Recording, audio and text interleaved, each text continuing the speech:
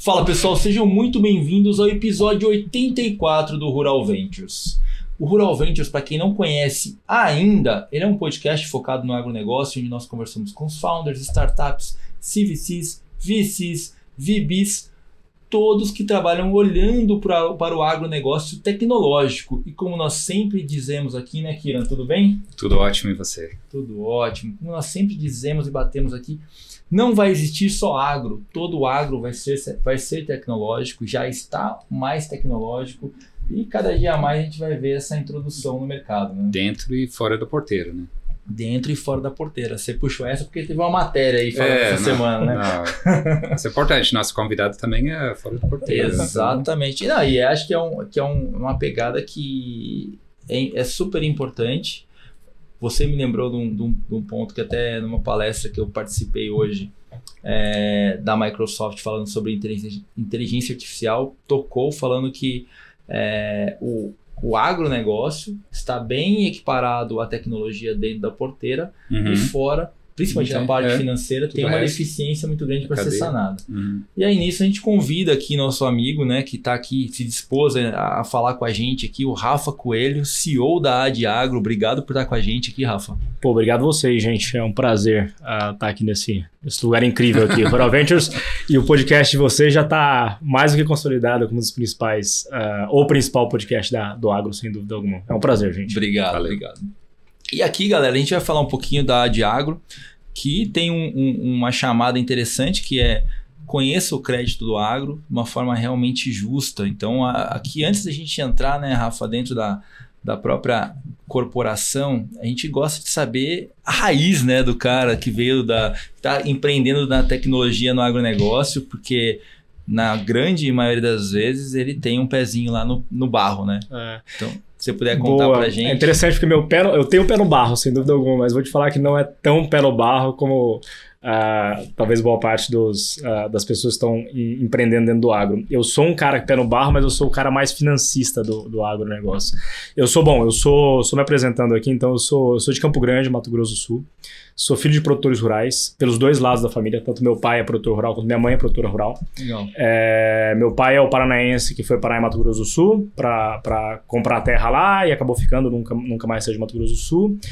Minha mãe é a sul-mato-grossense nata, nasceu, cresceu no interior do Mato Grosso do Sul, então tem uma cabeça bem agrícola mesmo. Meus avós moraram na fazenda até mais ou menos uns 10 anos, que é quando meu avô acabou sofrendo um acidente na fazenda e saiu da fazenda, mas até lá a gente sempre teve muito próximo à fazenda, meus avós moravam lá, então eu cresci nesse ambiente de fazenda. Mas eu nunca fui, na minha vida inteira, eu nunca fui o cara, você pensar nos meus amigos todos do Mato Grosso do Sul, eles são todos extremamente pé no barro mesmo, assim, é o cara que usa botina, chapéu. Meus amigos adoravam laçar, cara, em Mato Grosso do Sul, se você for pra lá, você vai ver muito pessoal colocando aqueles... esqueci o nome, eu imitava tipo um boizinho na frente das casas, e o pessoal ficava laçando o tempo todo. E eu nunca fui esse cara, pelo contrário, não faço ideia como laça até hoje, não sei laçar de jeito nenhum. E eu sempre fui o cara assim, quando eu ia pra fazenda, eu adorava a fazenda, cresci, todas as minhas férias foram na fazenda.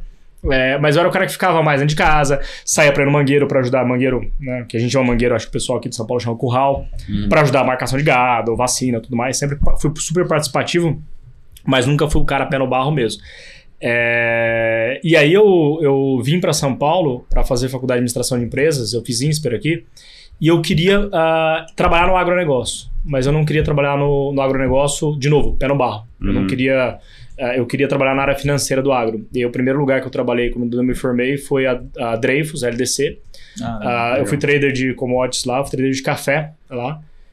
Eu gosto muito desse começo da minha vida, da minha carreira, porque a gente costuma brincar que café é a commodity menos commodity que existe, né? Porque o café, na verdade, apesar de ser uma commodity, tem uma diferenciação muito grande, né? Então, o conceito de commodity que existe em cima do agro não é tão claro dentro do café, porque no café você tem... primeiro, você tem espécies diferentes, né, de plantas, então você tem o arábica, o robusta, né? O conilon, que é o mesmo do robusto, né? Você tem tipo diferente de café em cada lugar do mundo, você tem qualidade diferente de bebida, de aspecto. Então, o café ele diferencia bastante. E eu fui trabalhar com café, trabalhei durante 5 anos na Dreyfus, fui expatriado, eu morava fora, eu fui morar na Suíça, em Genebra, que é onde é a sede da Dreyfus, e comecei a fazer a parte que a gente chama de Trading Research, que basicamente eu fui responsável por toda a área de análise de dados e de safras das regiões da Americas Brasil inteiro. O Brasil naquela época representava 1/3 do café global, na produção global de café. Se eu não me engano, hoje está bem próximo disso ainda, mas é até hoje o maior produtor de café do mundo. Né?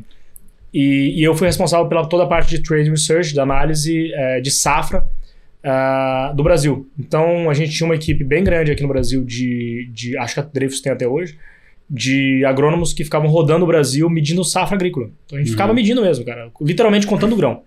A gente ia nas plantas, colhia grãos de café, que eram os grãos, eram as amostras que a gente tinha. Então a gente tinha 5.000 amostras no Brasil, cada amostra eram 12 plantas. E a gente ia todos os anos na mesma, toda a crop tour, né? Então no mesmo ponto do satélite, media aqueles grãos, colhia o grão de café, colocava uma latinha de 1 litro, media a quantidade de litragem que tinha em cada planta, depois transformava a litragem em sacas de café e fazia isso para medir a safra brasileira.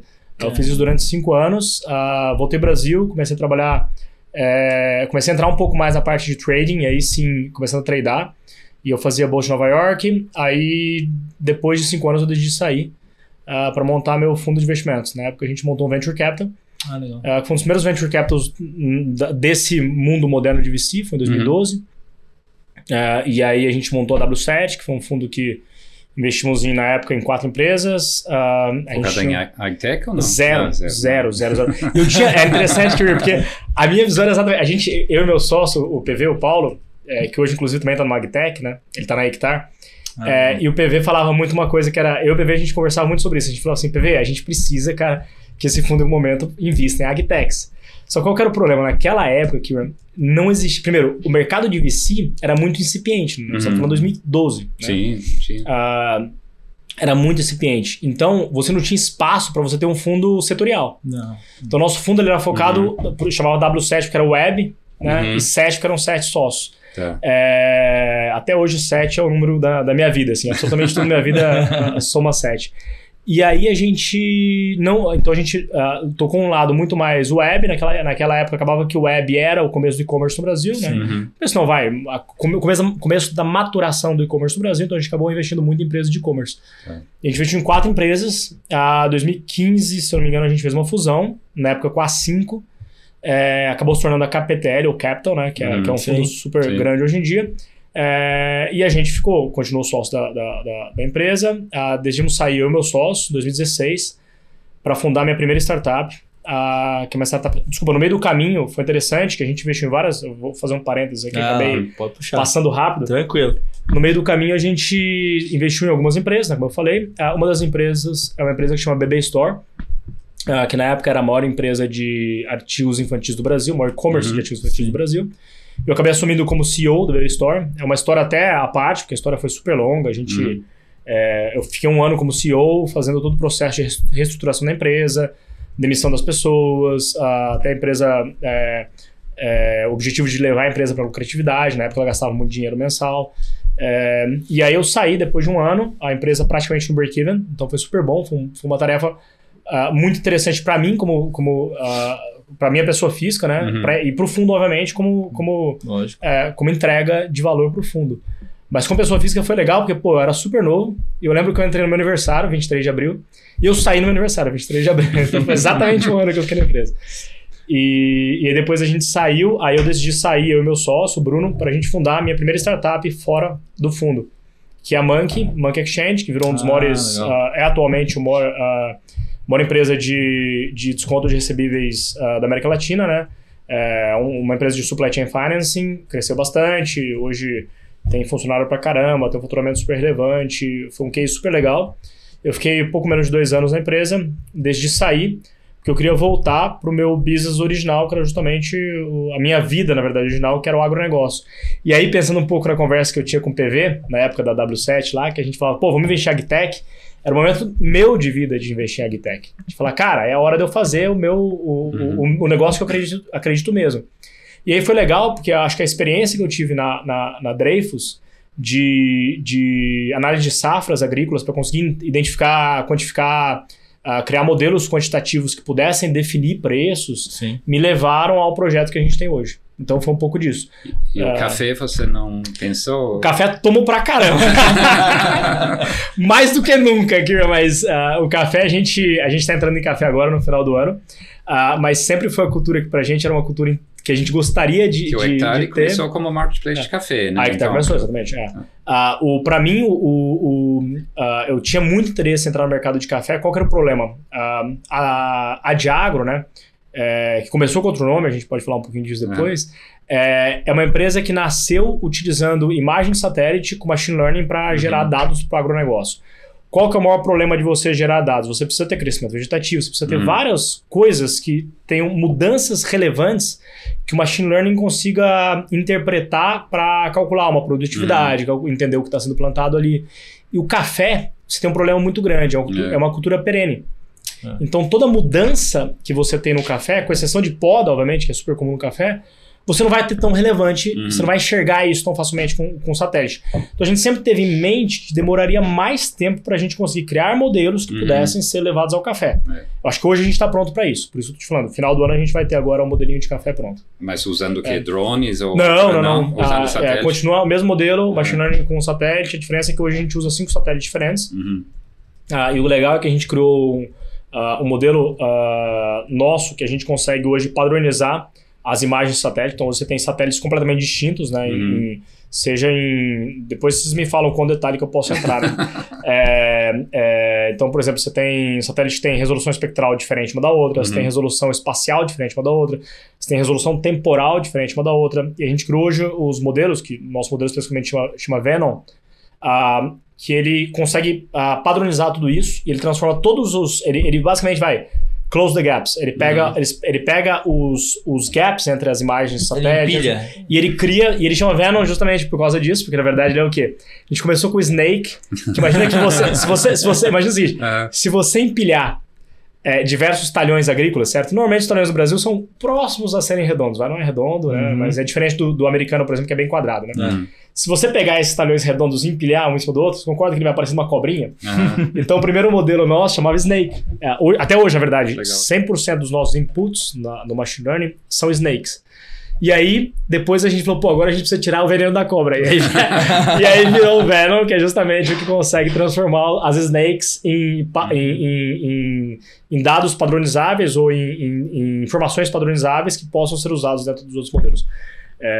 Enfim, e onde a gente está hoje, aí sim a gente acabou entrando no crédito, a gente pode falar um pouquinho mais eu acho que assim, é super legal mostrar toda a sua história de empreendedorismo dentro do mundo, não só agro, né? Acho que porque é isso que vai moldando o empreendedor ao longo do tempo para formar sentou do outro lado da mesa também investindo. Eu acho que esse é raro, né? Porque normalmente começa como empreendedor depois, né? Você fez o meu foi o inverso. Mas essa visão que ele tem de outros modelos de negócio é importante, porque às vezes a tomada de decisão no agro, por mais diferente que seja, ela necessita dessa realidade que ele fez, por exemplo, no BB Store lá, ele teve que entrar para reestruturar. E em algum momento da vida dele, tem que organizar isso, né?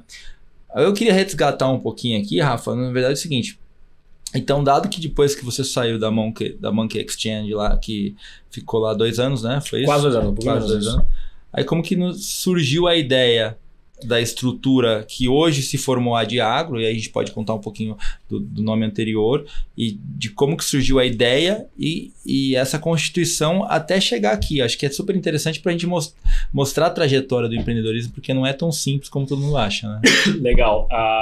É interessante porque essa história se cruza bastante com a SP Ventures, né? O Chico Jardim é um cara que eu conhecia... Eu gosto muito dessa história porque ela mostra o quanto que o mundo dá voltas. Lá, quando eu saí da Dreyfus, a primeira coisa que eu fiz foi se juntar, na verdade, a um amigo, que é o Beto Moraes, e o Beto tinha um fundo na época que estava criando uma gestora, que hoje é super grande, que chama Perfim, mas na época era uma gestora que estava começando. Ele falou, Rafa, eu quero fazer um fundo de Venture Capital aqui. Dinheiro proprietário. pô, vamos fazer? E o primeiro investimento que eu falei, pô, fechado. Foi pré-W7, na verdade. Eu acabo pulando a história porque ela, pra mim, é o início da W7. É MVP. É o MVP da W7. Todos os sócios depois foram e a gente fundou a W7 junto, com exceção do Beto.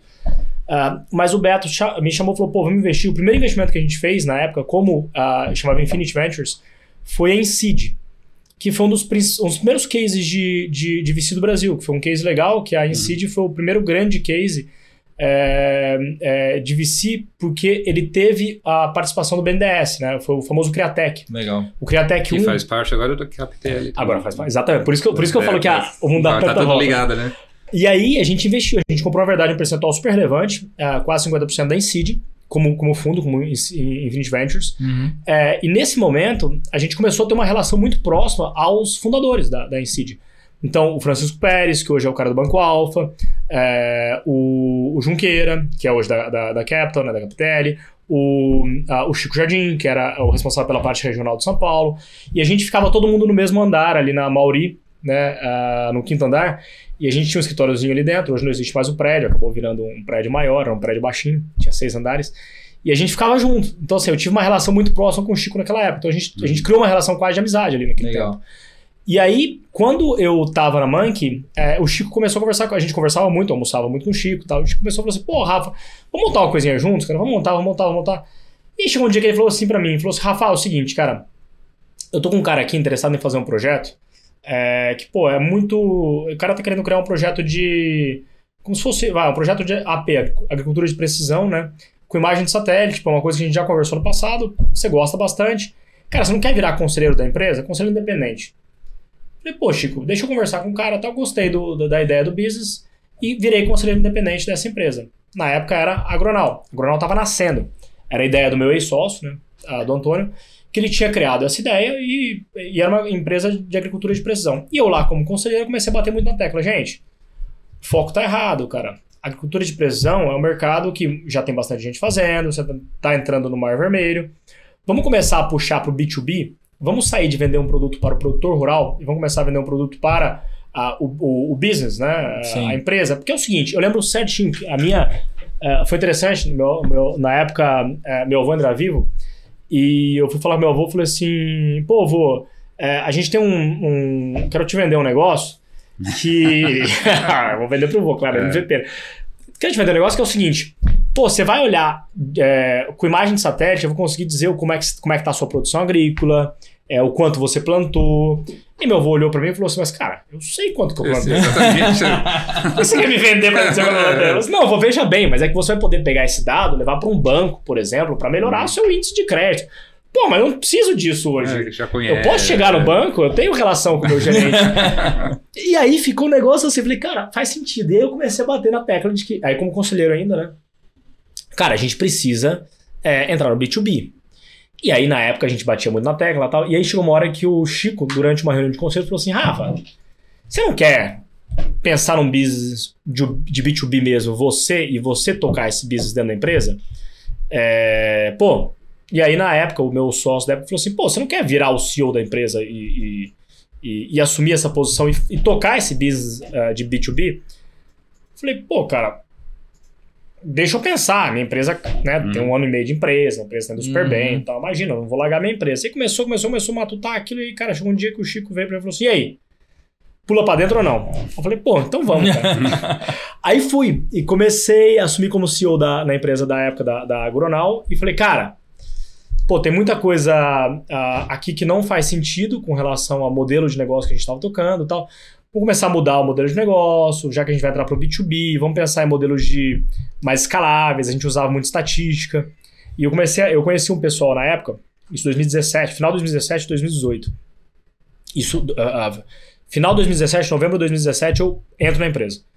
E aí, final de 2017, começo de 2018... A SP já estava investido. A SP ela investiu o Greenfield, então ela falou assim, cara, eu vou investir com um projeto na mão, certo? Se o Rafa entrar, eu coloco, na época, a SP tinha colocado tipo R$1 milhão, se o Rafa entrar, eu coloco mais 3 milhões.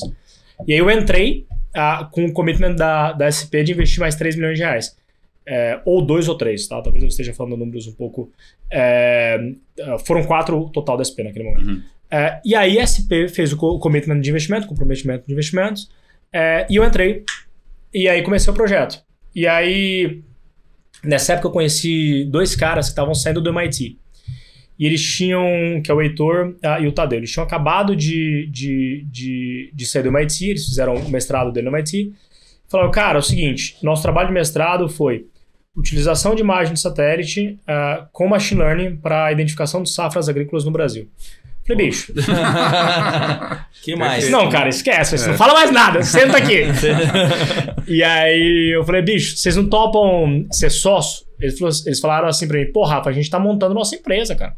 Inclusive já contratamos gente, chama Gaia Tech, tá aqui, o negócio tá... Eu falei o seguinte, eu tenho 3 milhões de reais na conta pra comprar essa empresa, vamos fazer isso juntos?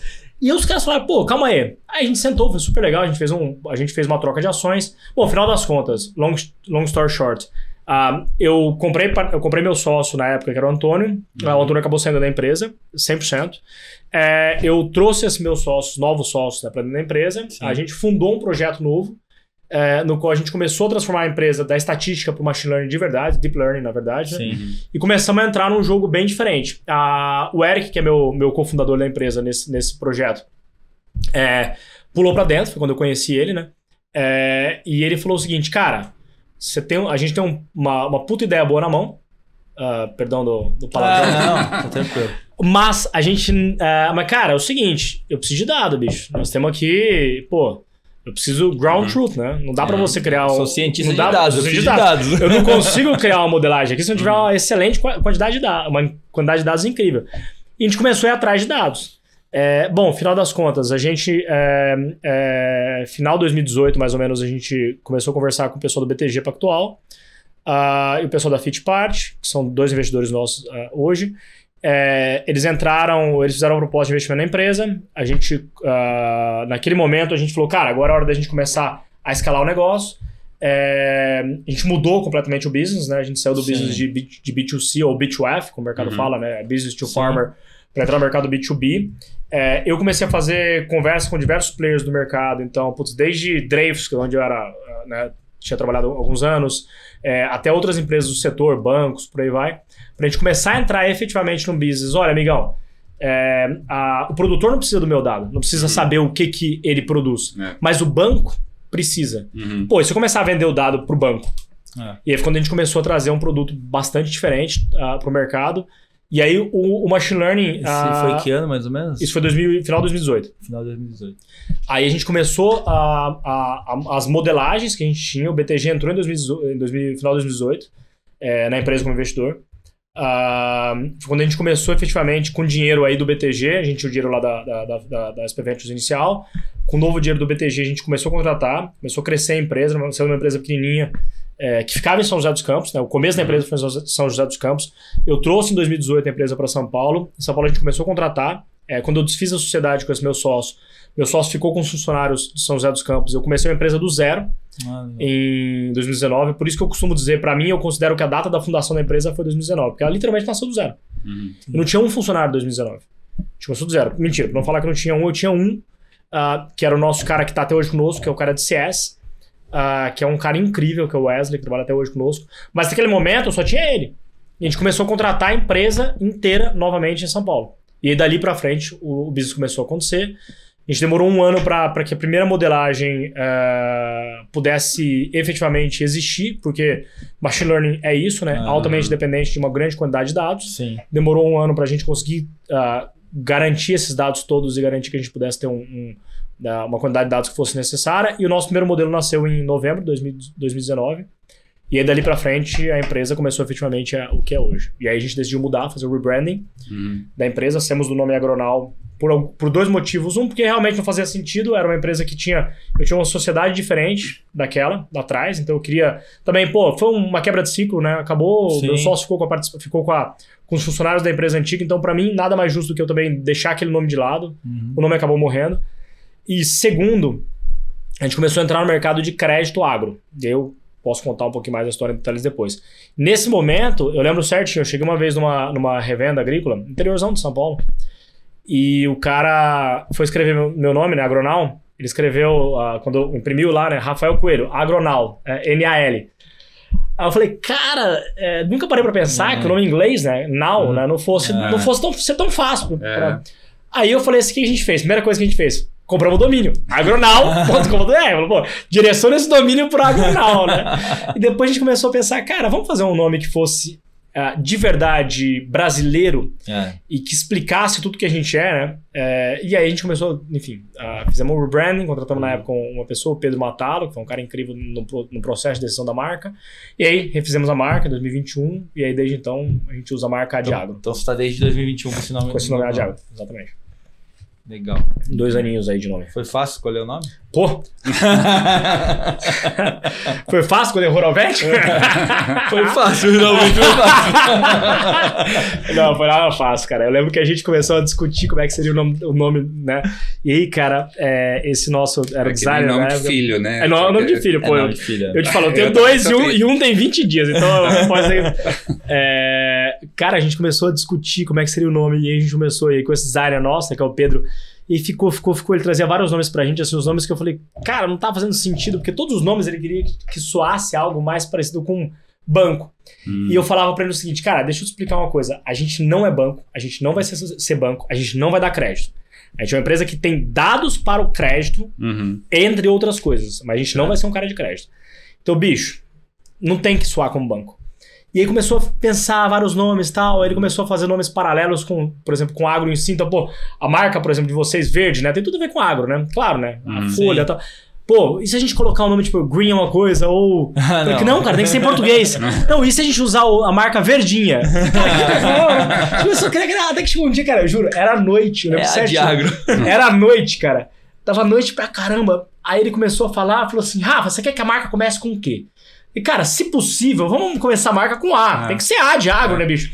Aí ele olhou e falou assim, cara, e A de agro? Aí eu falei, porra, bora usar. E aí foi legal que a primeira reunião que a gente fez com a nova marca, vou fazer uma reunião também no interior de São Paulo, e aí o cara falou assim pra mim, bicho, eu adorei a marca de vocês, sabe por quê? Porque, cara, é óbvio que A é de agro. Que A de amor que nada. Cara, eu falei, pô, tá aí, né? Entendeu bem a marca. Pegou, pô. Pegou. Que é diferente, né? É uma coisa que vai lembrar. A gente tem um problema no SEO, né? Porque no Google, você vai colocar A de agro, não é um nome próprio, né? Não. Tem espaço, e aí como é que a gente vai usar, né? Então, isso é verdade. Isso é verdade. Então esse a gente ainda tem um pouquinho de problema, mas é aquela velha história, né? Pô, trabalhe até o momento que você não precisa se apresentar, né? Então, assim, o nosso objetivo é um pouco disso, cara. Até o momento que o Google consiga entender a gente como marca de verdade. Mas na verdade, sim, o mercado vai entender, né? Então, acho que vai superar isso, né? Mas vamos entrar um pouquinho, então, agora na parte do crédito, de como que vocês estão trabalhando, para depois a gente chegar na ponta de captação, de todo o processo de captação que vocês fizeram, mas como a remodelação, você fez a remodelação de toda a operação para oferecer esse banco de dados aí que vocês proveram no primeiro modelo, foi em novembro de 2019. Como que foi a chegada ao mercado? Como que o mercado testou, validou essa esteira? Porque é uma esteira, na verdade, né? De crédito, né? Você produz as informações e ele acaba no final tomando decisão baseada no modelo dele, ou ele usa o modelo de vocês? Como que funciona? Mais ou menos, depende muito do player financeiro que tá participando do jogo. Vamos lá. É interessante que a gente começou a perceber que os nossos dados geravam valor para certos players do mercado. Então, nosso primeiro grande player, acho que nosso primeiro grande cliente foi a VLI, empresa de logística do agronegócio. A gente fazia o monitoramento das áreas agrícolas ao redor das ferrovias deles. Foi super interessante, foi um modelo bastante diferente para a gente. A segundo grande cliente nosso foi a Bayer. E aí a gente começou a perceber, cara, se eu gero um valor de produção agrícola, produtividade, tamanho de área, expansão e retração de áreas, qualidade do produtor. Se eu crio um raio-x da fazenda, e aí, sabendo do BTG já como nosso investidor, eu comecei a bater na porta do BTG, né? Eu fui lá e falei assim, BTG, eu lembro que as conversas foram exatamente assim. Cara, vocês dão crédito rural? O BTG falava assim, damos, acima de 30 milhões de reais, basicamente pro nosso private, vai. Não, tá bom, isso não é crédito rural, vai. Você dá crédito pro médio produtor rural, beleza. Você dá crédito... Você dá crédito para uma pessoa física que, por coincidência, é produtor rural. Você não está dando crédito porque o produtor rural quer... crédito para o empresário que trabalha no ramo rural. É isso. A gente começou a discussão, aí eles falaram assim, vamos fazer alguns testes? Então a gente falou, porque a gente tem dado aqui pra caramba. Eu consigo validar seu produtor, eu consigo dizer a qualidade dele, eu tenho dado pra caramba que eu consigo te dizer como é que aquele produtor tá indo. Né? Vamos fazer o seguinte, vamos tentar usar nossos dados pra gente fazer um teste. Aí eu lembro que o primeiro ano que a gente fez com o BTG, O BTG fez quase nada de crédito. Tipo assim, lembro que foi tipo 50 milhões de reais de crédito. Imagina, era quase um ticket do que eles faziam historicamente, né, no modelo tradicional deles. E aí, deu certo. O resultado foi super legal, porque eles conseguiram dar crédito mais rápido do que eles sempre tinham dado. Mas era baseado em CPR ou em colateral real, né? Que normalmente o banco usa, né? Isso. Até aquele momento, eles usaram nossos dados para análise, para saber se eles deveriam continuar a avançar na relação com aquele produtor. Então não era que ele estava dando um crédito inteiro, do começo ao fim. Tá. Eles estavam, caiu um nome aqui, um CPF aqui. Deixa eu ver se esse cara realmente tem fazenda. Sim. Se esse cara é um bom produtor. E dali pra frente, eu começo a entender se eu deveria avançar nas conversas. E avançou nas conversas, legal. Eu posso pegar a fazenda como garantia, né? Sim. O colateral da fazenda, seja o que for um AF de safra, o AF de fazenda, seja a forma que for. O nosso dado era o starting point. Era a pré-aprovação do jogo ali pra eles. Aí funcionou legal. Os caras que entraram na esteira inicial do BTG, o nosso produto mostrava que os caras eram realmente produtores, né? Até aquele momento é isso que o BTG queria saber. Sim.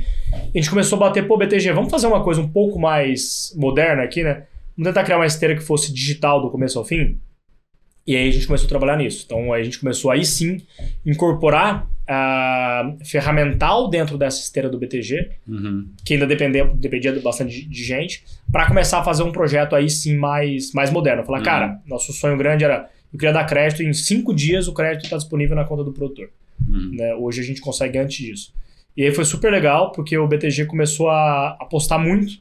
E cara, o BTG comprou a ideia demais. O BTG trouxe uma área, começou a contratar gente focado em crédito agro, para usar os nossos dados e começar aí sim a fazer um projetinho legal. E aí, primeiro ano do BTG, a gente deu mais de 200 milhões de reais em crédito para vários produtores diferentes, liberando o crédito super rápido. O único gargalo aqui da liberação de crédito é basicamente o registro em cartório, né? Infelizmente, o Brasil ainda não faz isso de forma automatizada. Então, você precisa ainda ter alguns registros. E aí sim, entrando tanto um AF de safra, que era o nosso grande motim ali, a gente falava, cara, a gente precisa que vocês deem crédito como AF de safra, porque AF de terra, amigão, muita gente dá. Isso aí é Banco do Brasil. Exatamente. E eu tinha um histórico familiar muito ruim com AF de terra, né? Meu pai perdeu a fazenda dele inteira quando eu era novo. Eu tinha meus 10 anos de idade. Meu pai pegou um crédito com o Banco do Brasil. A safra do meu pai quebrou 2 anos seguidos. Meu pai perdeu a fazenda do Banco do Brasil em Maracaju, uma das melhores regiões do estado hoje. Meu pai perdeu uma fazenda linda de 1.500 hectares em Maracaju, cara, pro Banco do Brasil por conta disso. Então, além de tudo, eu tinha na minha cabeça o lado que é o seguinte, cara, eu não quero, em momento algum, que a gente tome fazenda de alguém. Não quero passar pelo que meu pai passou, né? Graças a Deus, minha mãe também tinha fazenda, né? Tinha os dois lados da família. Então, nossa fazenda hoje, né, que é em Rio Brilhante, Mato Grosso do Sul, que é da família da minha mãe, que é da parte da família da minha mãe. Mas, cara, a fazenda do meu pai foi perdida. E eu tinha isso na cabeça, cara, eu não gostaria que a gente, em momento algum, tivesse isso de novo. Então, pra mim, foi um lado pessoal muito forte, que eu batia muito na tecla do BTG. Vamos focar em AF de safra, AF de safra. E aí o BTG começou a comprar a ideia. E, cara, a gente fez coisa pra caramba. A gente começou a criar a esteira de crédito do BTG. E aí a gente começou a falar, legal, o que falta nessa esteira? Falta SG, falta... porque naquela época a gente identificava o que estava plantando. Naquela época a gente identificava só soja e milho. Tá. E cana. Desculpa, soja, milho e cana. Seria histórica daquela área. Histórico daquela área, eu puxava os últimos 6 anos do que aquele cara tinha plantado. Eu conseguia dizer a qualidade do plantio dele, então dizia se era uma safra de 70 sacas ou se era uma safra de 40 sacas por hectare. Eu conseguia dizer como é que era a diferença dentro da fazenda do produtor. Então, é um produtor que produz todos os talhões agrícolas de forma igual, então extremamente homogêneo. Ou não, é um cara extremamente heterogêneo, coisas completamente diferentes entre eles. Então a gente começou a gerar esse tipo de dado e o BTG falava, Rafa, eu preciso de um dado SG. Eu preciso que você me diga se esse cara desmatou em algum momento. Eu preciso que você me diga se esse cara tá numa lista de trabalho escravo, se esse cara tá numa lista de trabalho infantil. Eu preciso que você me diga, tudo que esse cara aconteceu na vida desse cara do lado do ISD. Tá. Legal. A gente começou a criar um produto SG. Aí depois, eu lembro que o BTG chegou pra gente e falou assim, Rafa, é o seguinte, cara, vocês criaram um produto, tá funcionando super bem, mas CPF é CPF. E se eu comprar uma carteira de crédito com 2.000 CPFs? Você tem análise de book, né? Análise em massa? Pô, a gente não tem. Aí a gente falou assim, cara, então vamos trabalhar num produto novo. A gente começou a ir atrás de um produto, e a gente criou um produto SaaS, que a gente lançou no começo do ano, que chama Rural Uno, que é um produto 100% focado em análise de massa. Então o que é? Cara, você coloca 2.000, 8.000 CPFs, eu vou analisar esses 8.000 CPFs em um dia, eu vou entregar todos esses CPFs.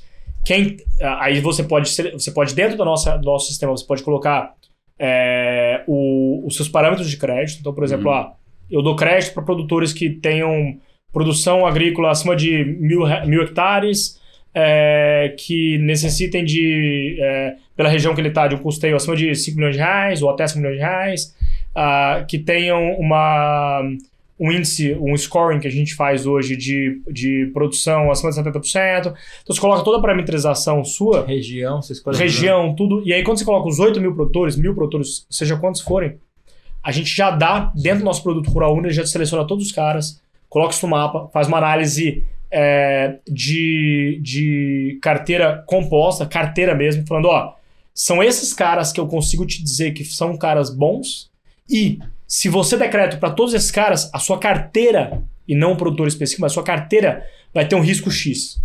Então eu passo a fazer uma análise de carteira. E aí é um produto que a gente criou.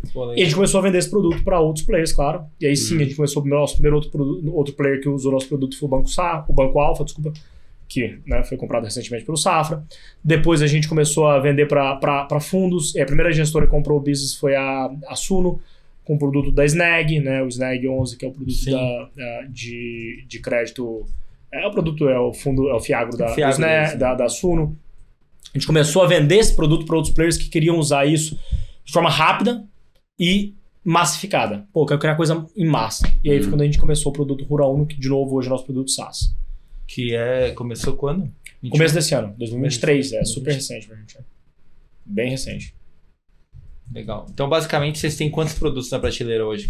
Hoje a gente tem 2 produtos. Produto de crédito, que é um produto mais focado em originação e produtos estruturados. Então, por exemplo, uma empresa, uma gestora quer fazer um Fiagro. Uma empresa quer fazer um CRA. Legal. Esses caras são produtos estruturados, no qual ele precisa da originação também. É o produto de crédito. Então, o que a gente tem hoje na empresa? A gente tem hoje na empresa uma área, uma vertical focada em crédito. Que fala com as revendas. Fala com as revendas, isso aí. Esse cara fala com o produtor rural direto, tem relação direta com representantes locais. E esse é o produto crédito, que é o produto originação. Eu sou um originador, certo? Eu analiso, mas eu sou originador também. Quer dizer, o produtor vem através da minha plataforma. Como se você montasse a carteira pro cara. É como se eu montasse a carteira pro cara. Então imagina que eu atendo um banco, por exemplo, ou um gestor, que quer estar no agro, mas ele não tem hoje a expertise ou não tem a capilaridade para chegar no local. A gente entrega a carteira inteira para ele. Você vende o Big Mac com batata frita e... Exatamente. E aí depois eu tenho o produto SaaS, que é outra vertical na empresa. A gente trabalha com unidade de negócio na empresa hoje. São áreas completamente distintas dentro da empresa mesmo. A gente tem diretores diferentes, áreas diferentes, né? Tipo desenvolvedores diferentes, completamente diferentes dentro da empresa. E aí a gente tem unidade de negócio SaaS, que a gente chama, o produto Rural Uno, né? Que é a nossa bio SaaS. E aí, esse cara seria no Big Mac, é o cara que tá fazendo o Big Mac mesmo. É o cara que ele só faz o processo. Ele faz o processo, mas alguém deu os insumos para ele. É o chapeiro, é isso aí. Chapeiro. E aí, é um produto sim mais focado em SaaS. É o nosso produto hoje que, é quase que plug and play, né? Quer trabalhar conosco? Cara, compra aí uma prateleira, a gente cobra um percentual hoje, um FII, em cima do spread que o banco tá dando crédito, ou que a gestora tá dando crédito, a gente cobra um FII do spread. Então, quanto você tá dando over CDI? Né? 3%, 5%, 10% de spread over CDI, legal. A gente fica com um take rate em cima desse percentualzinho do spread. Então, a gente ganha junto com ele. Muito bom, legal. Então, hoje o foco de vocês é trabalhar com revendas e bancos que não tem o core agro, de um lado, e do outro lado o cara que quer ter um produto tailor-made que ele possa usar de uma forma dentro dos dados que ele já possui, né? Isso aí, dentro da originação que ele já possui, ele quer dar mais agilidade para esse negócio, entregar um produto mais rápido, quer fazer uma análise mais rápida, mais completa. E aí, às vezes, ele pode tomar uma decisão se ele quer usar o nosso produto como um adicional, né, um complemento à análise que ele já faz, ou ele pode usar o nosso rating completo. A gente dá hoje duas coisas. A gente dá o scoring, né? Que aí é um score de 0 a 100, que esse cara vai usar de diversos... São 8 scores distintos ali, que ele vai usar esses dados para adicionar isso ao modelo de crédito que ele já está acostumado a dar, ou ele pode usar o nosso rating. E aí o rating vai de A até F, e aí esse rating, ele vai... Já é uma decisão... Aí a gente já está dando um pouco mais de insumo para esse cara. Então ele não está dando só uma análise agronômica, que é o scoring. Ele está tomando uma decisão agronômica somada a uma decisão também aí, sim, de personal behavior, né? Pô, de vários outros dados de mercado que vão gerar um score. Então a gente tem uma área de risco hoje na empresa, né? Formada. Nosso diretor de risco hoje é um cara que veio do Citibank muitos anos, foi diretor de risco do Crédit Agricole. Sim. Então é um cara que tem uma expertise no negócio, e aí aí nesse caso sai um rating já quantificado para ele. Já aconteceu alguma vez que o cara tem os próprios dados, mas ele contrata vocês para fazer uma mescla na carteira para, vamos dizer assim, diminuir o risco da exposição daquele book? Sim, com certeza.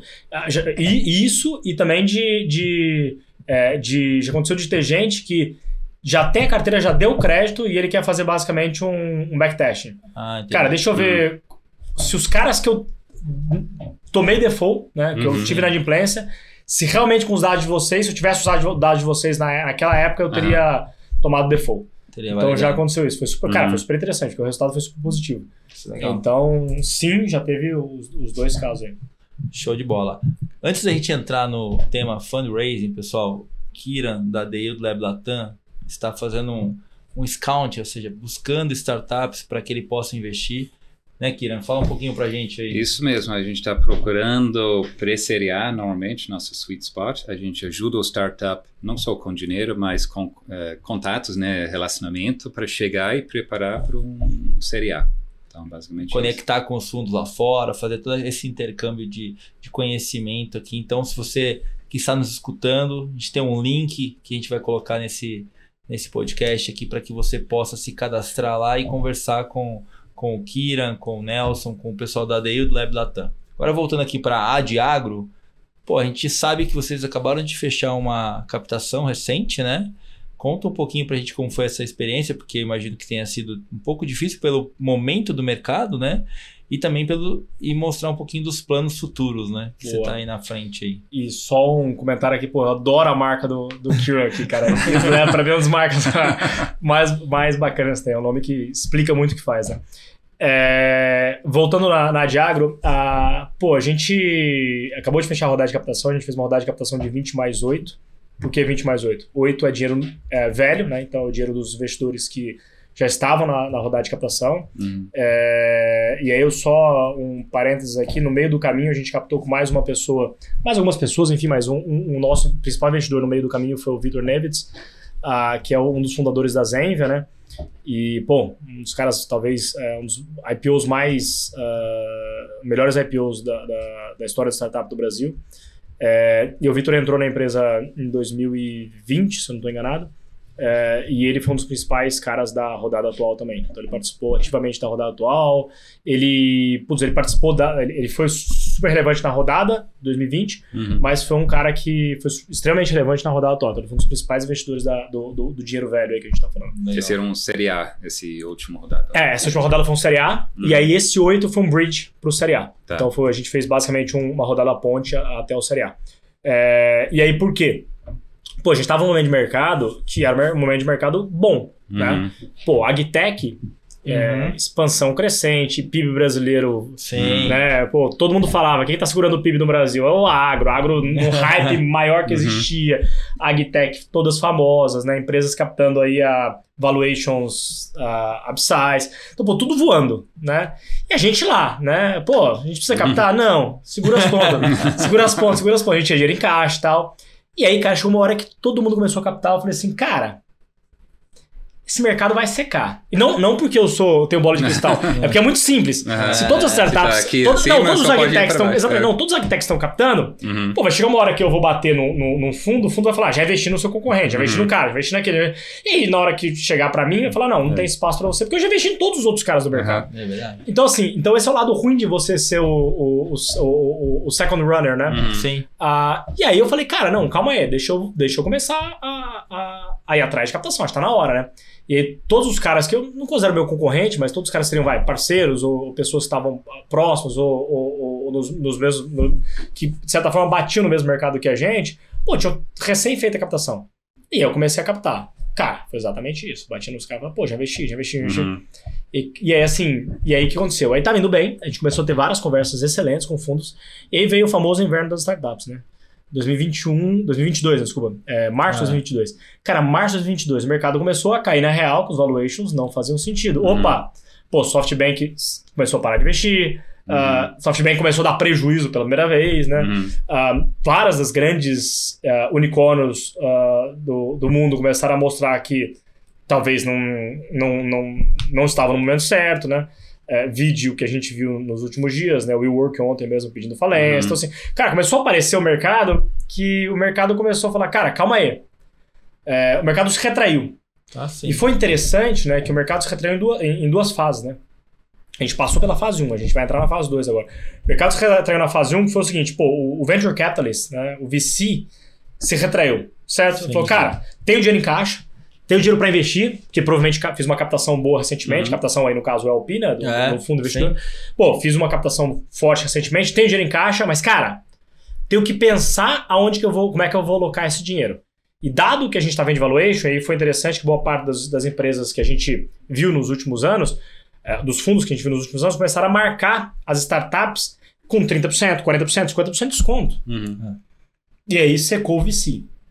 E a gente começa a entrar no segundo momento, que é o quê? Cara, legal, o VC tem dinheiro, mas parou para pensar se ele vai investir ou não. Aí o LP, né, que é o VC do VC, o LP, que é o investidor do VC, falou assim, cara, agora eu quero tomar decisão, eu quero pensar duas vezes antes de tomar a decisão de quem eu vou investir como Venture Capital. E aí começou a secar o dinheiro do LP, que para mim é a fase 2, que a gente vai ver daqui 1 ano, 2 anos. E aí, cara, todo mundo falou assim, opa, segura as pontas. E aí, o famoso inverno das startups, Winter's coming. E aí, cara, os juros altos também. Juros altos, perfeito. 2 vezes, porque esses juros altos, o investidor vai... Né, exatamente, é só você pensar, né? Pô, quanto que é historicamente um retorno de VC? 15%? Certo? Né? Talvez até menos que isso. Depende. Se pegar fosse a renda fixa... Aí... Isso, se comparar com a renda fixa, cara, tava 3,75 quando a gente tava falando. Hoje não mais, mas naquela época tava 3,75. E aí o cara olha e fala assim, migão, vou investir em renda fixa, tomar risco zero. Ou vou investir em você e tomar risco? Pô, meu business, por natureza, é um business, como diz, venture capital, capital de risco. Cara, os caras secaram, falaram, não, segura as pontas. E aí eu comecei a conversar com os caras, pô, os valuations estavam lá em cima, começaram a falar, não, calma aí, valuation mais baixo. E eu comecei a continuar as conversas, mas sendo um pouco mais pé no chão. Não, cara. Eu lembro certinho, o primeiro valuation que a gente começou a conversar eram valuations bem altos mesmo. E aí, cara, a gente começou eu comecei a conversar com meu sócio, eu chamei na época os meus investidores e falei, gente, seguinte, pô, o valuation tá legal. Mas, cara, vou ser bem sincero pra vocês. Eu não acredito nesse valuation. Agora. Porque, cara, eu vou entrar num valuation trap, né? O maior risco de todo empreendedor, não sei quantos contam com isso ou não, mas o maior risco de todo empreendedor é o valuation trap. Porque se eu entro num valuation errado, eu nunca mais saio daquilo. Porque minha próxima rodada vai ser down round. E down round, amigão, eu perco 90% dos fundos. Esquece. Então, assim, então eu falei assim, cara, eu não vou entrar no valuation trap, não vou. Porra, mas aí todo mundo falava pra mim, não, Rafa, mas cara, seus concorrentes estão captando a valuation lá em cima. Se o concorrente captou acima do que estão te oferecendo pra investir. Eu falei, cara, não importa. Não é porque o cara entrou no valuation trap que eu vou entrar. Aí a gente começou a jogar o valuation pra baixo. Aí eu chamei os investidores e falei, cara, meu objetivo é fazer esse valuation. Vocês topam? Já dava tipo 2,5 vezes. Qualquer investidor que tinha entrado. O último investidor já dava 2,5 vezes o valuation dele. Aí todo mundo topou, eu falei, então beleza, agora vamos atrás desse valuation. Aí começamos, cara. Aí camelamos pra caramba. Aí no meio do caminho, pô, dinheiro secou, né, do mercado como um todo. A gente com dinheiro, caixa relativamente curto. E eu comecei a colocar dinheiro na empresa. Né? Migão, não tem dinheiro rápido o suficientemente? Tem 2 opções. Eu capto mais dinheiro com os investidores atuais, né, faço um bridge maior, já tinha começado um bridge ali atrás, aumento o meu bridge, ou eu faço uma coisa que dá uma estabilização super positiva para os dois lados, tanto para meus investidores atuais quanto para meus novos investidores. Eu entro skin in the game, eu coloco dinheiro meu dentro. E aí, na época, eu e o Vitor, né, a gente colocou dinheiro junto. Né? Vamos colocar uma grana junto na empresa, mostrando que, cara, eu acredito pra caramba nisso aqui. e tô colocando meu dinheiro aqui dentro. Coloquei. Foi interessante, foi uma época super difícil pra mim, porque eu tinha acabado de ter uma filha, tinha mudado de casa. Então tinha acabado de mudar de casa e tinha começado uma reforma, todo mundo sabe, né? Reforma, legal. Só sabe como começa, sabe como termina. E cara, apertar de grana, tudo. E aí eu falei, e eu colocando dinheiro, sem salário. Durante muitos anos, no processo de captação, eu sempre faço isso. Começou o processo de captação meu, eu zero meu salário. Pra mostrar que eu tenho incentivo de captar rápido. Sim. Certo? Você tá no jogo. Eu tô no jogo. Tá no fogo, na verdade. É o meu incentivo de captar rápido. Cara, quanto mais eu demorar pra captar, mais dinheiro eu tô perdendo dentro da história. Não em valuation, dinheiro que eu tenho, mas mais dinheiro no meu dia a dia, cara. Pô, a conta do mês seguinte, né? Verdade. E aí, cara, o dinheiro não veio. E eu achei que fosse captar, sei lá, em um ano. Não veio. Bom, no final das contas, a gente demorou 2 anos pra captar. Quase 2 anos. Cara, demorou pra caramba. Bicho. Pensa, porque todo mundo tá pensando, ninguém tem pressa. Quem tem dinheiro não tem pressa. Não tem pressa. Né? Esse é o maior problema aqui, se você pensar, né? O ponto que você falou, eu tive do outro lado da mesa, né? E é interessante porque a maior conflito de interesse que existe é o timing, é a velocidade do investimento. Porque, cara, o venture capitalist, ele tem todos os incentivos possíveis para investir, para demorar para investir. Porque ele vai conhecer melhor o empreendedor, né? Ele vai analisar melhor a empresa. O risco está diminuindo. E ele vai reduzir o valuation, querendo ou não, porque, eu, como empreendedor, quanto um mês a mais, amigão, eu tô mais incentivado a pegar um valuation menor, concorda? Então, todo incentivo possível o venture capitalist tem para demorar mais tempo para investir em você. Do outro lado, o empreendedor, ele tem o maior incentivo possível para captar rápido. Então, assim, cara, é uma situação super difícil. Exatamente. É um mega conflito de interesse. E aí, em tudo isso, é o que você falou, aí o outro lado da mesa que eu tive, eu via isso. Eu via, cara, e aí, né? Quando que vai ser o momento que a gente vai... E, cara, começou a andar. Aí a gente começou a ter boas conversas, começaram a avançar. Aí a gente, começou a ter a primeira boa conversa, que foi com o Banco Alfa, que foi excelente. Era o usuário da plataforma nossa. Começou, cara, sou usuário, gosto do produto. Vamos fazer isso acontecer. A gente começou a conversar com outros players, vários outros players. A gente começou a conversar com a própria Suno. E começou a andar a coisa, andar. Aí até que a gente começou a conversa com o DXA. E o DXA começou, cara, tem acredito, mas eu quero fazer um cheque grande, quero fazer um projeto maior do que vocês estão na cabeça. E, cara, deu super bem, no final das contas, a gente conseguiu fechar a rodada de 20. Eu tinha fechado 8 já, de novo, dinheiro velho. Sim. Trouxe uma rodada de 20 com dinheiro novo. E eu tinha vários investidores que eu tinha conversado durante a rodada de captação. Quando eu falei, fechei a rodada 20 mais 8, né? 28, fechei, meu objetivo era 30, tá? Fechei 20 mais 8, não vou atrás de 2 milhões de reais, né? Vamos embora nos 20 mais 8, tá ótimo. Cara, quando eu falei, fechei os 28 que eu queria, os investidores que estavam conversando comigo falaram, Rafa, e aí, tem espaço? Falei, cara, quer saber? Tem. Porque eu tinha aprovado no meu conselho 30. E aí, falei, tem. Eu cheguei no conselho e falei, gente, é o seguinte, eu tinha aprovado 30. Mas 30 é dinheiro novo, né? Vamos fazer o seguinte, então, conseguimos fazer um extension de mais 10, aí o conselho topou. Obviamente o conselho olhou e falou assim, amigão, no momento atual, cara, qualquer situação ruim é falta de dinheiro. O resto, cara... E a gente começou a ajustar a empresa. A gente deu o primeiro lucro em maio desse ano. Legal. E foi um momento legal pra nós, que foi, a gente mostrou pro time que... Nós somos uma empresa de 40 pessoas, então uma empresa relativamente pequena em número de pessoas, né? Mostramos que dá pra dar lucro com uma receita baixa. Nossa receita hoje não é alta, né? A gente tem uma receita que a gente começou lá atrás, né? No primeiro ano nosso, receita super irrelevante. Sim. Né? Primeiro ano nosso, mudando o modelo. Segundo ano, uma receita de 280 mil, receita bacana. Bacana pra um mês, né? Bacana, ou pra uma semana. Pra quem, né? Ou pra uma semana, né? Segundo ano nosso, foi uma receita de 3 milhões de reais. Começamos a ter uma receita, aí sim, legal, mostramos que tem relevância, é um business que dá pra ganhar dinheiro.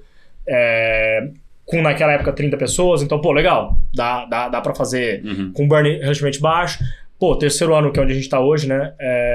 Quarto, né? Porque o primeiro ano foi zero, né? De receita, né? Quarto ano, que é onde a gente tá hoje, a gente espera dar uma receita de 8 milhões de reais. Aí sim, já quase break-even pra gente, a gente custa pouco. E assim, o legal é que a gente... Cara, eu falo receita mesmo, tá? O mercado acaba criando modelos diferentes de receita, né? Putz, eu já vi gente falando receita é a venda futura, né? O valor somado dos contratos, já vi gente falando dos juros que é gerado. A gente não é... Cara, é receita, bicho. O que entrou no caixa. É o que entrou no caixa. Pra mim é receita de verdade. Entrou no caixa que eu não posso dar. Então, assim, a gente não é uma empresa grande, mas eu quero dar 20 milhões ano que vem. Então, pô, aí sim, ano que vem eu quero ser full break-even. Então, eu quero entregar uma lucratividade durante o ano inteiro ano que vem. Com um produtinho super redondinho. Ano que vem quero entrar em outras verticais, aí entrando no ponto que você falou antes, Rodrigues, pô, qual que é o próximo passo? Cara, o próximo passo nosso é criar verticais novas. Eu tenho vertical crédito e vertical SaaS. Meu próximo passo, eu quero criar uma vertical de marketplace, de insumos. Eu quero ser um provedor de serviços para esse marketplace. Eu não quero ser um marketplace, de novo. Eu sou sempre um provedor de dados. Mas eu quero pegar um grande marketplace de insumos, seja uma grande revenda, uma grande empresa de revenda, seja um marketplace digital mesmo, e eu quero que esse cara possa usar. Quero que esse cara tenha um botão de payment Adiagro. Então, pô, legal, cara. No finalzinho do checkout, ele vai conseguir pagar. Ele vai conseguir pagar com o produtor que pode pagar com a Adiagro. Por quê? Porque se o produtor colocar o CPF dele hoje, você já puxa. Ele já tem uma análise de crédito nossa em 5 minutos. Então a gente já faz isso hoje. Então, pô, por que não colocar isso no marketplace de insumos? E o próximo passo, eu quero permitir que o produtor possa ter insights, que ele possa saber o momento certo de vender. O que eu quero trazer? Eu quero trazer players de venda de grãos. Então, se a trading, se o comprador, se o alt-taker da operação dentro do meu jogo. Então, pô, eu quero permitir que, dado que o produtor pegou crédito comigo, né, através do meu sistema, não comigo, mas através do meu sistema, pô, por que não permitir que ele trave o preço através do meu sistema? Por que não permitir que ele venda o grão dele através do meu sistema? Então, por que não permitir que ele passe todo o processo, o fluxo, conosco? E não através de parceiros terceiros, entendeu? Então, meu objetivo, meu grande sonho é que, do começo ao fim, eu posso entregar valor pro produtor rural do pré-plantio ao pós-colheita. Cara, eu vi que eu falei pra caramba, já deu uma hora. Eu tô aqui controlando só, mas tá tranquilo. Mas é importante, cara, porque a gente conhece realmente tudo que a Adiagro faz. É muito especial saber todo o processo de captação e como que você fez essa extensão para esses próximos 10 milhões, que já está comitado, então, esses 10 milhões? Que já a gente tem 5 milhões de term sheet que a gente teve semana retrasada, e a gente tá num processo finalzinho de mais 5 milhões agora. Legal. Então devemos ter os 10 milhões comitados. O objetivo é colocar o dinheiro para dentro até o final do ano. E aí você tem esse runaway de mais ou menos... A gente tem... o nosso objetivo é com esse dinheiro ser break-even, né? Então não precisaria mais de capital. Não precisaria mais de capital. Aí o nosso objetivo é, pô, eu quero ir pro Series B, a gente quer ir, claro, mas aí o Series B seria já um jogo um pouco diferente do jogo que a gente tá fazendo hoje. Aí seria sair um pouquinho talvez da jornada clássica de Venture Capital aqui e pra uma jornada já de... Eu gostaria de começar um processo de IPO. Consolidação, não. Não, um processo de consolidação. Então eu quero começar a conversar com outros players do mercado. Legal. Que eu acho que falta isso, cara. É um mercado que ainda não tem nenhum player de consolidação nesse mercado ainda e tem espaço para isso. Então eu quero começar a conversar com players parceiros meus, que já são parceiros hoje, para que a gente possa começar a discutir. Cara, e aí? Será que não faz sentido a gente começar a juntar mais gente para fazer um business maior ainda? Aí, obviamente, claro, sonho grande de empreendedor aí pro IPO sempre, claro. Mas, pô, né, tem que criar o ecossistema, né? Criar essa conexão, né? Porque é super importante. A gente tava no episódio ali com outro participante, ele falou, cara, tem muitas features, tem que ser conectado, tem que oferecer, o produtor tem que enxergar o final, o produto final, vamos dizer assim, né? Hoje é difícil para ele enxergar, né? E exatamente isso. Por isso que a gente coloca que a gente quer ser o Agro-OS, né? A gente quer ser o sistema operacional do agronegócio. Nosso objetivo é conseguir entregar um sistema no qual o produtor rural vai fazer absolutamente toda a necessidade dele de serviços dentro da nossa plataforma. Então, de novo, do pré-plantio, então, crédito rural, seguro rural, que a gente começa esse ano. Compra do insumo em si, marketplace. Aí depois, quero travar o preço, quero vender meu grão, tudo. Meu objetivo é que o produtor ele não saia da nossa plataforma para lugar nenhum. E eu quero ser um sistema operacional porque eu não quero fazer isso sozinho. Cara, eu não quero olhar nas pessoas que tem no mercado hoje e pensar desses caras como concorrentes. Eu quero pensar nesses caras como parceiros ideais. Pô, por que não trazer um cara que é um mega parceiro meu hoje e falar, amigão, Hoje você é um cara que faz, por exemplo, sei lá, uma medição, uma estação meteorológica. Pô, pluga em mim, cara, e dá o seu dado pra mim, pro meu produtor, pra que ele possa usar o seu dado, né? Um modelo de OpenAI, né? Sim. OpenAI, né? Vamos dizer. Pra trazer esse dado pra dentro da minha plataforma e eu poder usar o seu dado pra melhorar a minha modelagem pra você. Pô, o X, que você é o cara que faz a venda do grão pra trading. Cara, pluga em mim, cara. Meu produtor tá aqui. O cara precisa vender o grão. Ele já deu o crédito, agro. Né? Eu já peguei o crédito pra ele. Então esse cara ele fez uma CPR hoje comigo financeira. Pô, faz uma CPR física. Entrega o grão direto pra essa trade. Através do meu parceiro. O objetivo é dividir pra crescer. Eu não tenho interesse em ter tudo sozinho, eu não tenho interesse em fazer tudo sozinho. Pelo contrário. Quem tem tudo não tem. Exatamente. Eu quero que nossos dados sejam usados pra facilitar todo esse jogo. Eu quero ser um orquestrador do jogo.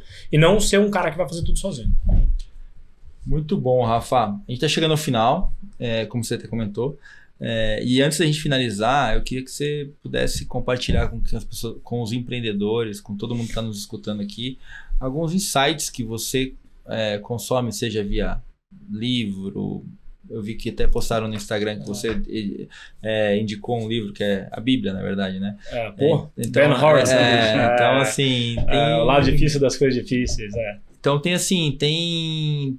O que você puder indicar que você consome para que as pessoas possam adquirir conhecimento, ou algum insight que você vivenciou nessa trajetória sua que acho que é super interessante. Pô, Rodrigues, primeiro de tudo, cara, se eu pudesse sugerir algo, eu sugeriria que use o Twitter e siga todos os venture capitalists que tem no mercado. Se tem uma coisa que esses caras sabem fazer bem é bons posts. Esses caras usam as redes sociais como ninguém, né? Boa parte deles, obviamente, foram investidores do Twitter. Então eles começaram a usar por obrigação, mas é legal porque esses caras, eles publicam muita coisa e você vê, e eu diria que eu duvido muito que algum desses caras use um PR para publicar algo no Twitter deles. Para mim, na minha opinião, esses caras usam o Twitter de verdade como deveria ser usado. São eles publicando de verdade. Então, pô, eu faço questão, cara. Eu sigo boa parte dos caras, dos venture capitalists famosos, globais e tudo mais, ou os caras que eu admiro. E por aí vai. Então, cara, seguir esses caras já é de cara uma MBA. Livro, se eu puder, pra mim, sugerir algum livro, eu acho que sim. Sem dúvida nenhuma, a Bíblia do empreendedorismo, como você falou, né? O lado difícil das coisas difíceis. Das situações difíceis. The Hard Things About the Hard Things. Que é o inglês do Ben Horowitz, que é um dos caras mais incríveis, né? Do mercado de VC. Para mim, enfim, incomparável como livro. É um cara que realmente fala a verdade. O legal é isso. Infelizmente, a gente tem o costume de ouvir as coisas, achar que as coisas são maravilhosas. Cara, eu lembro que eu ouvi uma vez do Chico Jardim, uma frase que eu falo muito, até eu dou aula numa faculdade, né? Eu sempre falo na faculdade, eu falo assim, amigão, eu tenho uma frase do Chico que é o seguinte, amigão, o fracasso é a regra, o sucesso é a exceção. Só que a gente, os filmes, né, sei lá, a rede social, né, tendem a colocar na nossa cabeça de que o sucesso é a regra, cara. Não, amigão.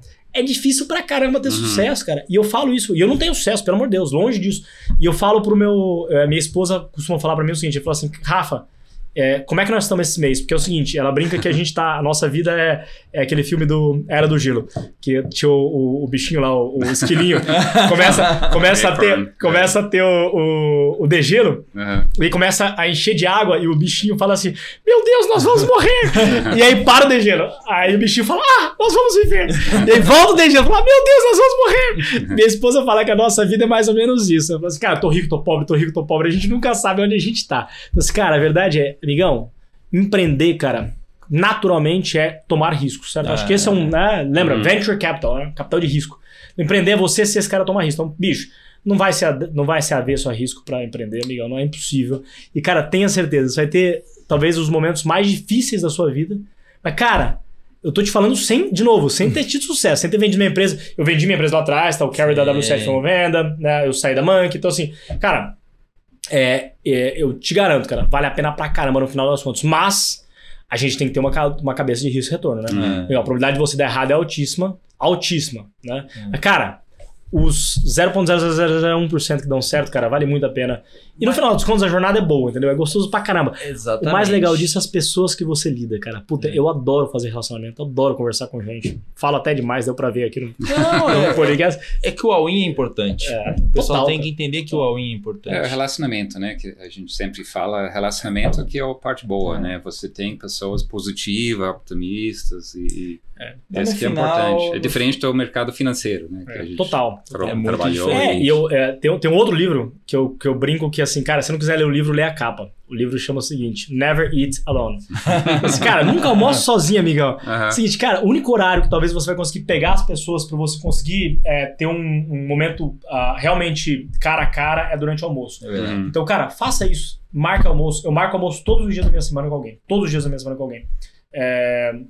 Eu tenho, obviamente, um dia da semana que eu foco 100% na empresa, então, assim, meu almoço é com a empresa, mas, cara, eu tenho um dia que eu almoço só com fundo de venture capital, tenho um dia que eu almoço só com empreendedores, tenho um dia que eu almoço só com meus investidores. Então, eu faço questão de marcar na minha agenda, bem específico, eu travo bastante agenda pra isso, porque é importante, cara. Almoçar com esses caras, você vai tirar um pouco mais. Eu tomo vinho pra caramba com os meus investidores e com outros investidores. Porque, cara, é o momento de você sair um pouco do seu dia a dia, daquilo que você...